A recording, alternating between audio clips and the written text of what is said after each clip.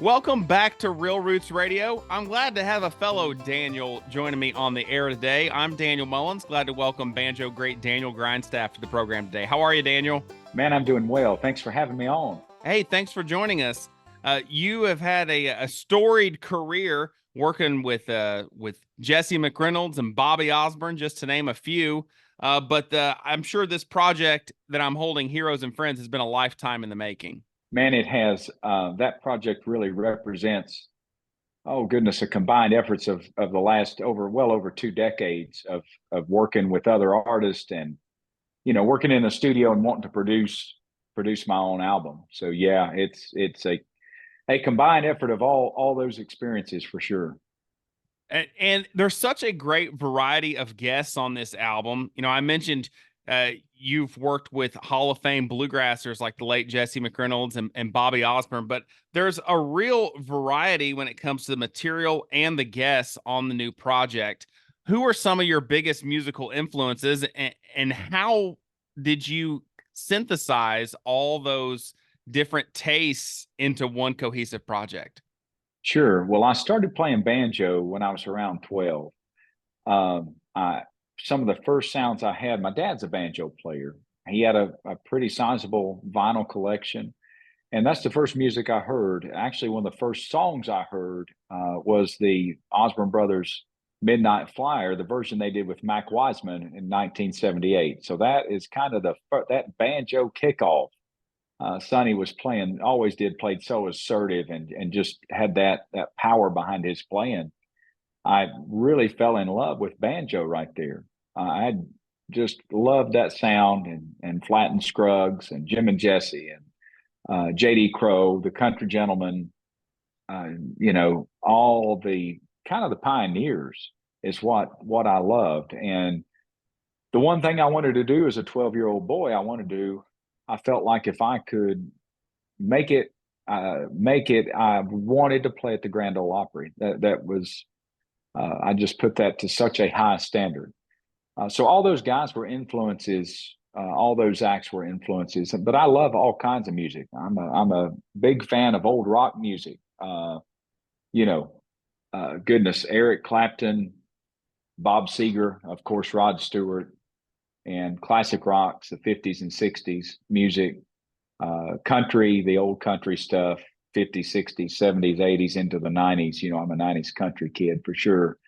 But all that kind of come together. And when I was thinking about this album, I started planning it a year before we started recording. And I kept a rolling list of songs that meant something to me, songs that might tie in to some of the artists I'd worked with through the years that, I've kind of got an emotional tie to. So all that played a part in it. And when I would hear a song in my mind, I would think of someone I thought, like Colleen Malone on the record, for example. Most people's heard the Hot Rise cut of that. And I'm a huge Ricky Watson fan, namely from his prominent time with J.D. Crowe in the New South.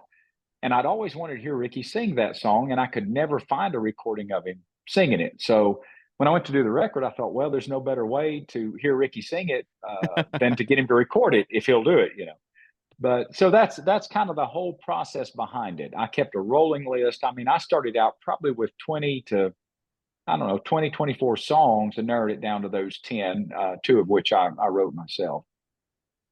I know when it comes to putting together an all-star project like this with so many different special guests, there are some folks, whether you have had a rapport with them or just reaching out, that man, it's super easy right off the bat. Like, yep, sure, do whatever you want, count me in. And there's some that maybe they have interest, but maybe they have different hoops they need to jump through, Sure. whether that's scheduling, management, whatever. Who's one of the guests on the project that you kind of kept your fingers and toes crossed and held your breath and finally breathed the sigh of relief when you finally got their part sent back in and everything worked out swimmingly? Well, as you can imagine, number one would be Dolly. That was uh, that whole story. Just it's one of those things that I hoped would work out, but there's no way I could have worked it out. So Dolly, and then the Jimmy Fortune cut. As you know, with Jimmy, he's very busy. and two of the hardest working people I've ever met in my whole life sang harmony on it, and that's Darren Vincent and Rhonda Vincent. So those three right there, that was a big happening to get all the stars to line up, literally stars, to line up You got and get Opry that stars together. in Darren and Rhonda, and then Yeah, Country Music Hall of Famer Jimmy Fortune, all in the same cut. You mentioned yeah, Mac earlier. I'll Still Write Your Name in the Sand is a classic from the Mac Wiseman catalog. Where did the sure. idea to get that all-star trio singing that classic song come from? Well, I'd been a huge fan of that song since I was 12 or 13 years old. Mac had cut that song several times, as you would know. He had a version on a Gusto album that had Kenny Ingram playing banjo. Um, I think Marty Stewart was on mandolin. Buddy Spiker played fiddle on it, and Husky was on bass. And when I was a kid, I listened to that thing over and over and over.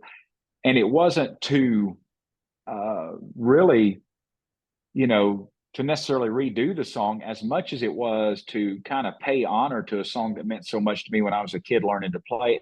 And also, maybe keep it alive for another generation. And so when I was doing the project, of course, I fill in some with Daly and Vincent here and there, and Darren's and Jamie too. They're both great friends of mine.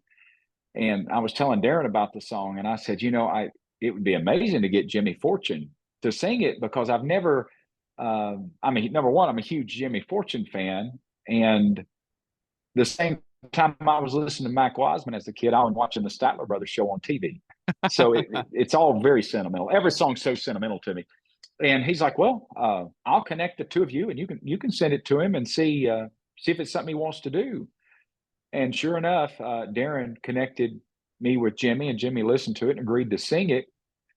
And then, he had a great vocal, and I'd never heard Jimmy sing anything kind of that tempo and that bounce. That song's a little different, kind of just a different setup. But we It's a put far twin cry fiddles from on it. Elizabeth, Yeah. Oh, yeah. That goes to show how great and how versatile of a singer he is. The guy he can sing anything. But we put twin fiddles on it and the upright bass, and it was a lively tune. And I got to channel some of my favorite Alan Shelton stuff on that. I'm a huge Alan Shelton fan. But Darren went in and sang the baritone, and Rhonda agreed to sing tenor. The funny thing is I'd hit Rhonda up because I was getting down to the wire for having the album turned in. And I said, "Hey, Rhonda, if, because she's cutting the vocal at her studio, I said, just checking in and see if you had time to sing that. I'm getting down to the wire of having everything mastered and turned into the record label." And I had no clue, but she'd already had her engineer send it to my studio. So, but just so kind of those three to do that. Absolutely, just to take their time and see the whole project, for the special guest to take their time to see a dream of mine and some ideas of mine come through to fruition, that's the biggest thing to me. That's what I want to shine through to people listening on radio or wherever, is the kindness of the other artists. With the cavalcade of stars that's on the new album, you've mentioned, your time playing banjo at the Grand Ole Opry. It does kind of almost remind you of the Opry with, one guest, Yeah. one guest, kind of going through the project. You've played banjo and made music on the Opry stage for many years. You said that growing up, that was kind of your goal. So what was it like as a young man to kind of achieve that goal and be able to play on that stage with so many of your heroes? Well, I didn't come out of the most practical background. I love music, but I really got into playing banjo to try to spend some time with my dad. My parents were going through a divorce at that time, and that was my outlet. Music was my outlet, and I thought, you know what? If I can do what those guys are doing on TV, if I could be like these people that I look up to, hey, I can make my own way and kind of make a different life for myself. And so a portion of that was love, but a large portion of it was necessity in my mind at that season of my life. And so I had put the Grand Ole Opry on such a pedestal, such a way to escape what I was going through at that time, that when I finally got there, it was with Jim and Jesse McReynolds, and it was the first show I played with them was the last half of my senior year in high school. So that would have been in March of 2001. Of course, Jim was still living, and they had a guy, great banjo player, Jim Britton, was their banjo player when I started following them, and Jim had left, and of course, me and Jim remain friends today. Uh, Lloyd Douglas from Michigan was playing with them, and Lloyd had give his notice, and they were taking me out on the road to kind of work me in. Man, at a senior in high school, there were far more experienced banjo players than me, far more knowledgeable banjo players. Based on the time I knew Jim McReynolds, I guess he just seen this kid who would work hard and try hard and just try to do the part to be a Virginia boy. And if you look back over the history of Jim and Jesse, they did that a lot. Carl Jackson was very young when he went to work with them. A lot of players were younger players when they were in the band. And so the first show I played with them associated with the Opry was at the Ryman. We did the Bluegrass Nights at the Ryman. It was July of that year.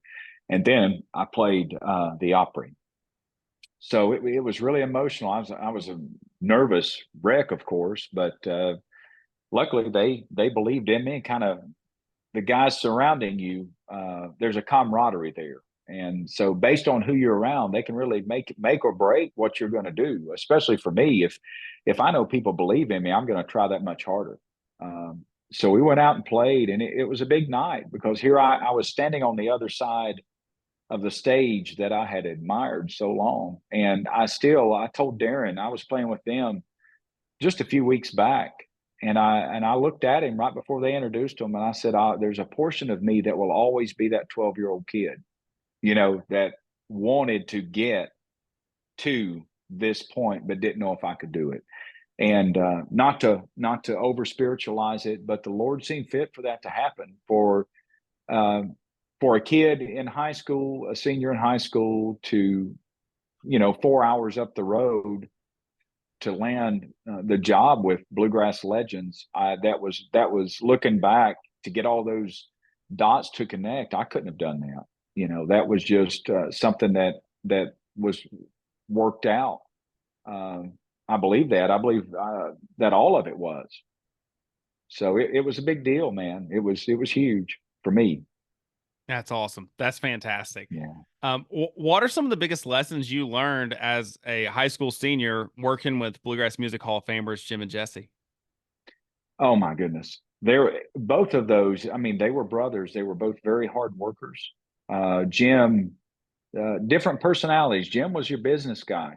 He when I went to work with them, I was actually an employee. They were taking out taxes. You had your uniforms. Here's the bus. What size shirt do you wear? And we had our Virginia boy ties. I've actually still was able to keep a few that I've got. And but he was a businessman, and he was honest, and he had a kind way of getting his point across. That's something with Jim McReynolds that will always stay with me, is he could handle things in a very direct manner, but also in a kind manner. And he could navigate things in that way to where, those guys just never got any bad press on them. And there was a reason for that. They knew how to treat people. And as far as Jesse, they just helped me so much. I remained with Jesse full time 2 seasons after Jim passed. And Jesse was always creative. One of the even when I wasn't playing full time, I would pop in and fill in or do shows here or there as he would need someone, and time permitted for me. But one of the last shows I did was in Bristol at the Rhythm and Roots, and that would have been September of 2013 or 14. And of course, the first show being in 2001. So that's a lot of years of a relationship there. And the thing I learned from him is he never quit creating. He never quit wanting to try something new, or a new arrangement on a song, or write an instrumental, or he never quit creating. He was always thinking of something, a new project, and something new to do. And they were just it was just such a good time there. And through them, working with them, of course, I got to know the Osborne brothers. But that's what I took from those guys is the business side and the creative side from Jim and from Jesse. Your career crosses paths with the Osborne brothers as well. Why don't you tell us how those opportunities came about? Sure. Well, any chance I got when I started playing banjo to go see Jim and Jesse, the Osborne brothers, country gentlemen, J.D. Crowe and the New South, those acts up here where I live in East Tennessee, if they were within 2 hours, I was going to do my best to try to find a way to go see them in person. So JD and Sonny especially, here's this kid learning to play banjo. They got to where they recognized me, and they knew me by name and would answer questions that they'd probably been asked 10 million times. So, you know, they had known me for, by the time I'd made it to getting the job with Jim and Jesse, Sonny was familiar with me and knew me on a first name basis, you know. And working at the Opry, we always had the same dressing room together, dressing room two. It was either us and the Osborne brothers or us and whoever, whatever bluegrass act might be there. So he'd gotten familiar with my playing. Well, you fast forwarded just a couple of years down the road to where Sonny started having his shoulder issue. And I can't remember, I know the exact month and year, but I don't know if it was before or I think it was right before his actual surgery. He had to stop playing because of the injury. And he had called me, it was a Sunday, and asked me if I would like to play a Tuesday Opry show. And I just got in off the road and phone rang. It was Sonny. Of course, I answered. And what are you doing Tuesday? I said, well, we don't go back out till Thursday. So I'm off the next few days. And well, do you want to come down and play? And I hesitated and I said, well, with you all? And he's like, well, who else do you think I'd be calling about? that sounds like Sonny. So listen, and he said, yeah, us. And I said, well, are you sure? And he's like, this conversation really ain't getting much better. If I wasn't sure, do you think I'm going to waste my time calling and even call to get you to play with another act? I'm not into, you know, and just, of course, then he was just flat out 100% Sonny Osborne on point. And I just started laughing, you know. And I said, well, yeah, Chief, sure. I'd love to do it. It'd be an honor. And so, yeah, okay, well, showtime 7 o'clock, be there, wear a suit, be on time. Don't disappoint me. So I show up at the Opry, 6 o'clock. I'm there before anybody. And I'm like, well, okay, here we are, you know. So some of the band starts trickling in. Bobby comes in about 6:20 or so. Well, about 20 till, here comes Sonny, looking like a mob boss or something walking in. He's a huge guy, you know. And I was so tore up about it because here's my heroes. Here's my banjo hero. And back when I was learning to play, people, the running joke locally was, you know, hey, why are you learning all this Osborne stuff? They're never going to need a banjo player. They've got one. Well, here I am. You know, I'm getting ready to play the part of Sonny Osborne as best I could. I was just not even going to ask him anything. Had my banjo around my neck. We're on in 20 minutes. And I can see it. I can close my eyes and see it clear as day. I turned left to Bobby and said it low enough to where Sonny wouldn't hear it, but Bobby would hopefully hear it. And I said, is there anything you want to run over? And he just spun around. He said, no, sport, I reckon by now I've got my part. So, all right, we're 5 minutes out. I'm just standing there and thought, well, okay. Not a word has been said about what songs we're doing. Go out to the wings of the stage, and Eddie Stubbs starts introducing them.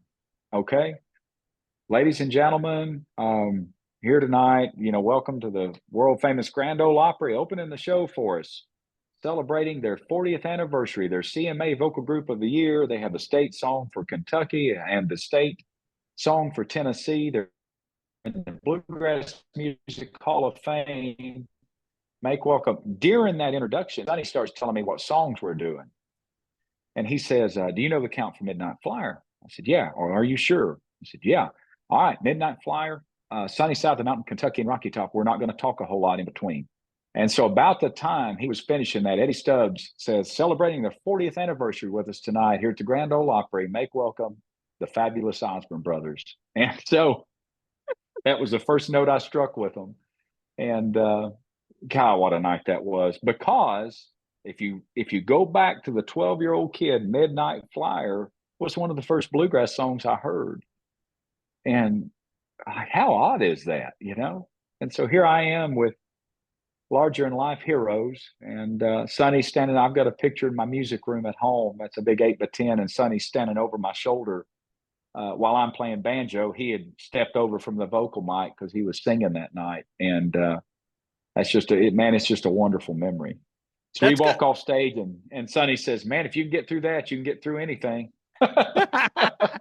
Man, that's got to be intimidating. Not only to be playing banjo, you know, in that position, you know, standing next to Bobby, you know, playing these Osborne Brothers songs, but to do it and having Sonny literally standing right over your shoulder on the stage of the Opry. It doesn't get much more intimidating than that. And he was doing it on purpose. I mean, he was within.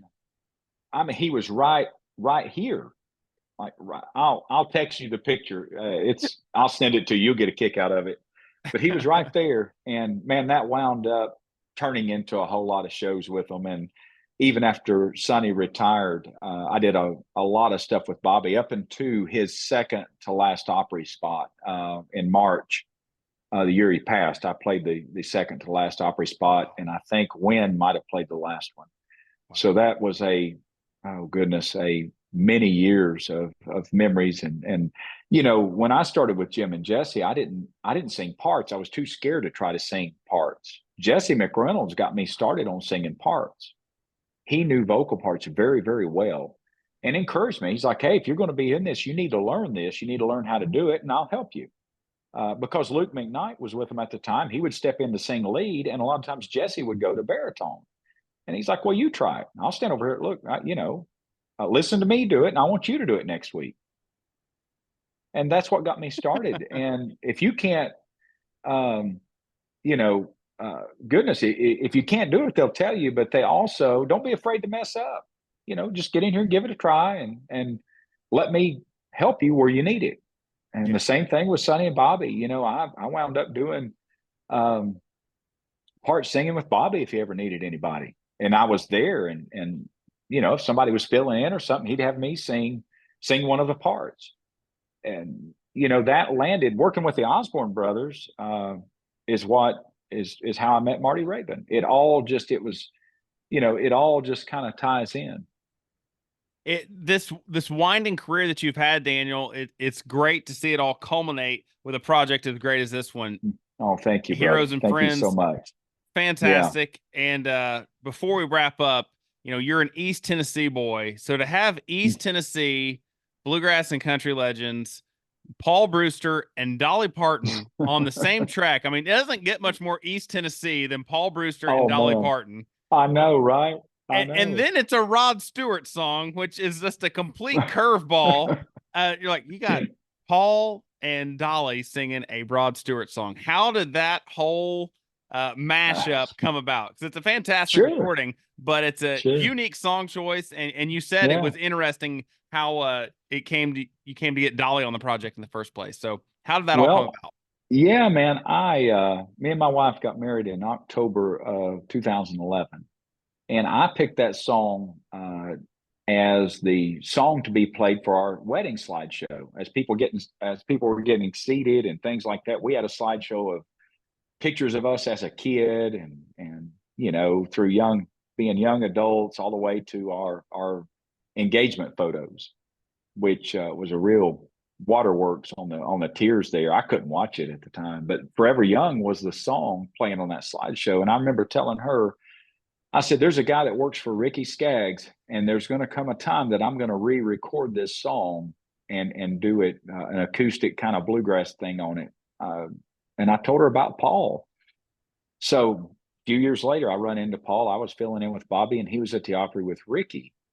And I didn't mention the song to him, but I said, "Hey, Paul, man, I've got an album in mind I want to do. Would you care to sing on it?" "Oh, yeah, just let me know." And that was kind of the end of the conversation. So a few years later, I called Paul, and he had retired from Ricky and moved back to Knoxville, which is where I record at with Stephen Burwell. And I called Paul and said, man, you remember me mentioning this album to you? Yeah. I said, you still willing to sing on it? Well, sure, man. Where you recording? I said, well, I'm recording in Knoxville. Okay, what's the song you have in mind? I said, well, I've got this Rod Stewart song, Forever Young. He kind of hesitated and he's like, well, I remember that. What's your plan for it? And I gave him kind of a rundown of, I already heard the arrangement. And as crazy as it sounds, I'd already heard Paul singing it in my head. Just, I could hear him singing it. The timbre to his voice. Paul's got a very, very commercial voice, really, And I gave him the arrangement rundown and sent him a couple of different versions to listen to. And he called me back and he's like, yeah, man, I'll give it a try. And if you don't like it, you don't have to use it. And I thought that's not going to happen. So I went in and me and Kent Blanton, Trey Hensley, Andy Leftwich, we cut the rhythm track and I put the arrangement down and sent it to Paul. And I said, whenever you're comfortable, we'll go cut vocals. A few days later, Paul said, let's go give it a try. And I kid you not, it took longer to drive to the studio than it did for Paul to cut the vocal. The vocal that's on that version was his second take. Wow. And I had him sing it a third time. When it got down to that verse, I can remember us being at our wedding, and now we've got two kids, Finn that's 11 and Owen that's 5. When you finally fly away, I'm hoping that I served you well. And Paul hit that last verse, and man, my eyes was watering up. I was getting just really, it was just so good. I knew that it was something special. I knew that was a song. At that point, I just knew that was a song that was meant for him to sing. And I had him sing it a third time just because I knew that we had the cut and I just wanted to hear it again. I just wanted to hear him sing it again. And we finished it up. I sent him a rough take of it a couple days later. And he called me. It wasn't 3 or 4 days after I sent the rough of the studio stuff that we had done. He said, man, what's your thoughts about the harmony on this? And I said, well, I really wanted to get your lead vocal down and kind of think through that. I've got some thoughts, but I don't have it ironed out yet. And he's like, well, man, I was sitting here thinking this song needs Dolly. And I laughed. I said, Paul, every song needs Dolly. I said, it's the point of getting her. Every song needs Dolly. He's like, he said, no, this is right up her alley. She sang on a couple of things for me before, and I've done some stuff with her.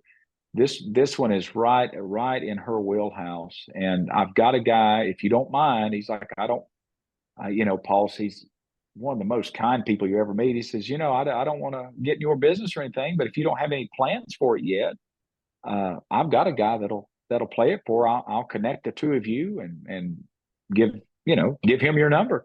Sure enough, the next day a 615 number come up and, hey, this is such and such, calling from Dolly's office, and Paul Brewster said you've got a song we need to hear.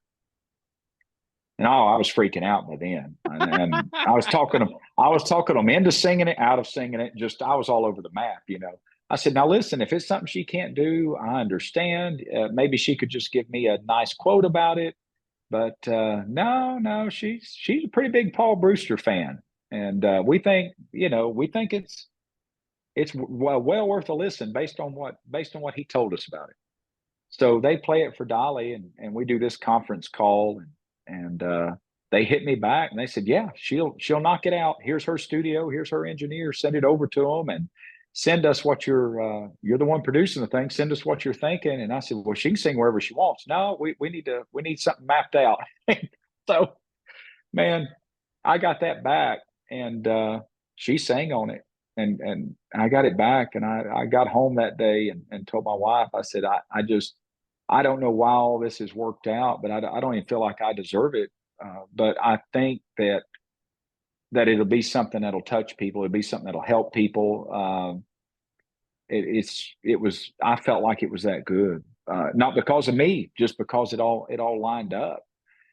And she said, well, who deserves things for like that? If you're going off of deserving something, just take it and enjoy it. And you're entrusted with something very special. And so, Dolly was on it, and I'd already released an instrumental to introduce the project. And at that point, I knew I wanted to get Forever Young out as soon as I could get it out. And so that was the second single from the album. And thankfully, folks much like yourself and other people in radio got behind it, and that allowed people to hear it. And it's one of the it is the most amazing thing I've ever had come together musically, was how that song came together, how the kindness of Dolly, and come to find out, Daniel, she was in the middle of cutting a that double rock Yeah. album, and she worked that song in. I had no clue that she was doing that. She was right smack dab in the middle of that project, and she took time to sing on the song. Um, and I remember sending when I got down to the final mix to the studio for her to give it a listen, and they hit me back and said Dolly loves it. She loves the production, loves the arrangement, and Dolly has always been a Paul Brewster fan. She loves his vocal, And Paul don't believe that, but I've got the email to prove it. So, It's and a man, special. Oh, go ahead. I'm oh sorry. goodness, yeah. I was going to say I was getting ready to say exactly what you were. It is such a special recording, and man, it was so humbling. The process of that and the kindness associated with it was one of the most humbling things I have ever experienced, ever. It's a special recording. It's an inspiring recording. We've loved playing it, and just to as if having Paul Brewster and Dolly sing on this special song to you personally wasn't cool enough. It even got a big thumbs up from Rod Stewart, didn't it? It did. His fan club had caught on to it, and they had hit me up with a few questions and some background about it. And I'd mentioned to them, I said, "Yeah, I love Rod Stewart stuff. He always picks great material. Downtown Train. Have I told you lately that I love you? Maggie May. He has some really great lyrically, just great songs. Very very good story songs. And I love his singing. And he's such an authentic. You know who it is. I mean, you know exactly when Rod Stewart's singing. There is no question who it is. And so his fan club had hit me up for some more information about it and how much they liked it, and wrote about it in the fan club blog. Well, that led to Rod's band leader finding out about it. And man, he played it for Rod when they were doing a show in Italy. Uh, he played it for him, and Rod gave us a shout out over on Twitter. The song had went number 1 for the month on Bluegrass Today, so that would have been the fall of 2023. And it had got to him by that point, and he gave us congratulations on the great cover of Forever Young, Daniel, Paul, and Dolly, and you're number 1. So it was super cool. It was a kind of a full circle moment. But like you said, the song is hugely tied to East Tennessee. I'm from around the Johnson City area. Paul from Knoxville, Dolly from Sevierville. My friend Derek Deacons that did the strings in the middle of the song and on the end of the songs from right here in Kingsport, Tennessee. Trey Hensley, Jonesboro, Tennessee. Stephen Burwell lives in Knoxville, Tennessee. Josh Swift is a Tennessee guy. And so, yeah, it is huge East Tennessee ties on the whole track. Not only the singing, but just even the instrumentation is all East Tennessee connected.